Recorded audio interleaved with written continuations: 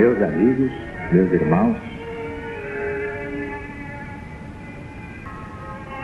o Centro Espiritual Universalista, o CEL da LBV, unifica neste final de ciclo todos os ensinamentos de Jesus em espírito e verdade, mas à luz do novo mandamento.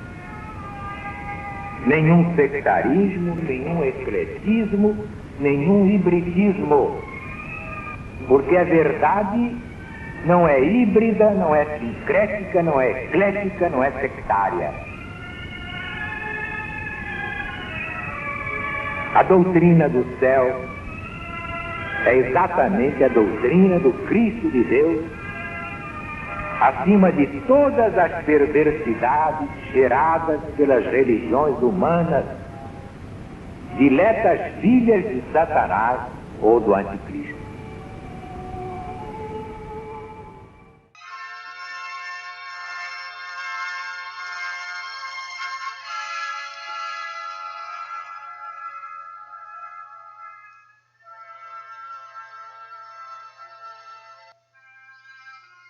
Doutrina do céu, Espírito da verdade.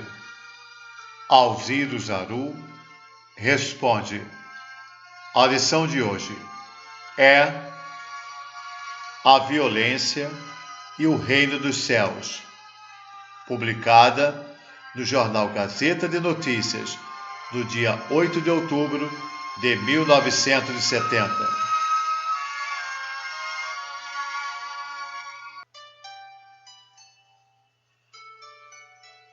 Anotamos, no ponto em exame, estas palavras do Mestre.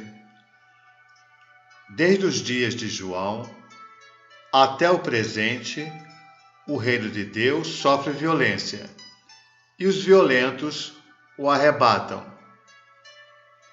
Que sentido dá o Espírito da Verdade a essas palavras profundas?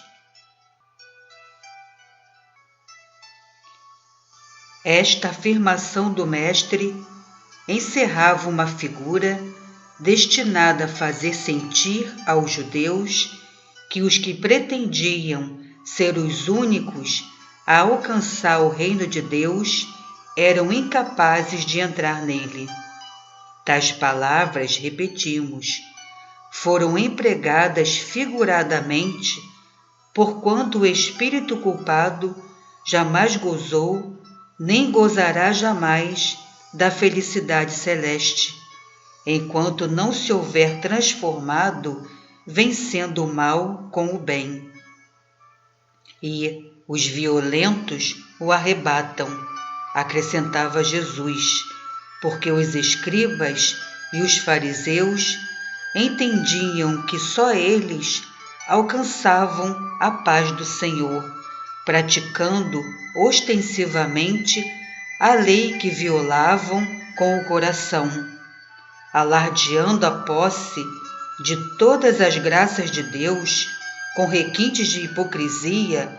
Não arrebatavam eles, aos olhos da multidão ignorante, a morada eterna?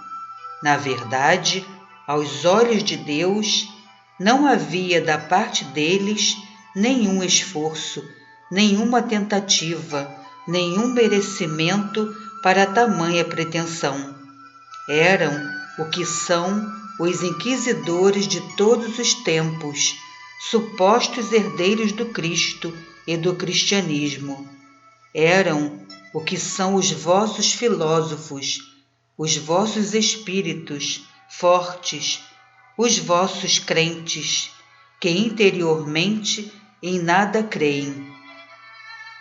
Cegavam a massa popular, chamavam a si as honras e os proveitos, e ainda usurpavam, à vista daqueles pobres cegos, a felicidade e a paz do céu.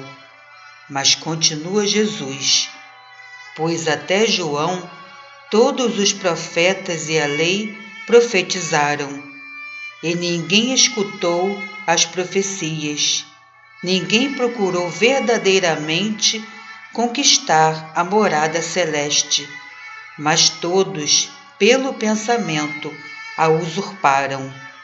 O Elias, que tem de vir, realmente veio, João o Batista. Os publicanos constituíam a classe dos empregados subalternos que, obedecendo aos chefes da sinagoga, arrecadavam os impostos. Desempenhavam, portanto, funções que sempre despertavam a animosidade popular. Eram os mais humildes. Receberam com o povo a palavra de João e, por consequência, o batismo de penitência. Mas os fariseus eram os sectários orgulhosos, que cumpriam as mais difíceis prescrições de Moisés, com o fim exclusivo de demonstrar a sua supremacia e na sua superioridade. Ignoravam que João era o próprio Moisés reencarnado para continuar sua missão. Os doutores da lei eram os que preparavam e punham sobre os ombros de seus irmãos, como advertiu Jesus, os fardos que eles mesmos não ousariam tocar com o dedo. Os escribas e os fariseus, acastelados no seu orgulho, rejeitaram a palavra e o batismo de João, repelindo os desígnios de Deus, para com eles próprios, desprezando a ocasião de entrarem no reino do céu. O batismo era um emblema ou um símbolo, mas a palavra de João era o meio.